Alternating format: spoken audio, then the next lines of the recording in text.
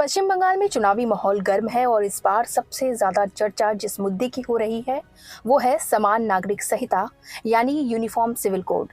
Bharatiya Janata party यानी BJP ने वादा किया है कि अगर उनकी सरकार बनती है तो 6 महीने के अंदर यूसीसी लागू किया जाएगा।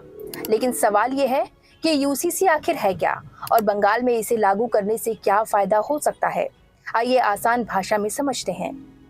यूनिफॉर्म सिविल कोड यानी ऐसा कानून जो सभी नागरिकों पर समान रूप से लागू होगा, चाहे उनका धर्म या कहें मजहब कोई भी हो।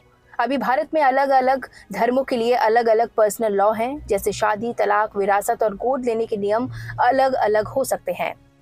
यूसीसी आने के बाद शादी और तलाक के नियम सभी के लिए एक जैसे होंगे। संपत्ति और विरासत में बराबरी सुनिश्चित होगी। कानूनी प्रक्रिया ज्यादा सरल और एक रूप होगी। सरल शब्दों में कहें तो एक देश एक कानून की दिशा में ये एक बड़ा कदम माना जा रहा है। अब सवाल, पश्चिम बंगाल में यूसीसी लागू होने से क्या फायदा हो सकता है। महिलाओं के अधिकार मजबूत होंगे। अलग अलग कानूनों के बजाय एक समान कानून से महिलाओं को बराबरी मिल सकती है। कानूनी विवाद कम हो सकते हैं। एक ही नियम होने से केस जल्दी सुलझ सकते हैं। सामाजिक समानता को बढ़ावा, सभी नागरिकों के लिए एक जैसे अधिकार और जिम्मेदारियां। बीजेपी का दावा है कि यूसीसी से महिलाओं और कमजोर वर्गों को सबसे ज्यादा फायदा मिलेगा। हालांकि कुछ लोग इसे सांस्कृतिक और धार्मिक स्वतंत्रता के खिलाफ भी मानते हैं, यानी इस पर बहस अभी भी जारी है। यूसीसी के अलावा बीजेपी ने अपने संकल्प पत्र में कई बड़े वादे भी किए हैं। हर महिला के खाते में हर महीने 3,000 रुपए, बेरोजगार युवाओं और लड़कियों को 3,000 रुपए मासिक सहायता, उत्तर बंगाल में आईआईटी, आईआईएम, एम्स और फैशन टेक्नोलॉजी संस्थान, 8वें वेतन आयोग को लागू करने का वादा, सभी खाली सरकारी पदों को भरना।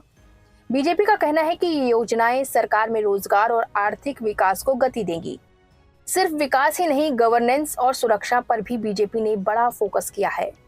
ऑल इंडिया तृणमूल कांग्रेस यानी कि टीएमसी के कथित भ्रष्टाचार पर श्वेत पत्र, घुसपैठ और गौ तस्करी पर रोक, कानून व्यवस्था को मजबूत करने का दावा।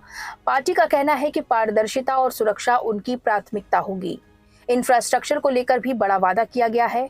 कोलकाता मेट्रो के रूट को दोगुना किया जाएगा, जिससे शहर में यातायात और कनेक्टिविटी बेहतर होगी। तो कुल मिलाकर यूसीसी एक ऐसा मुद्दा है जो सिर्फ कानून नहीं बल्कि समाज और राजनीति दोनों को प्रभावित कर सकता है। बीजेपी इसे समानता और सुधार का कदम बता रही है, जबकि टीएमसी इसे विवादित मुद्दा मान रही है। अब फैसला जनता के हाथ में है। क्या वो इन वादों पर भरोसा करेगी? आप यूसीसी को लेकर क्या सोचते हैं?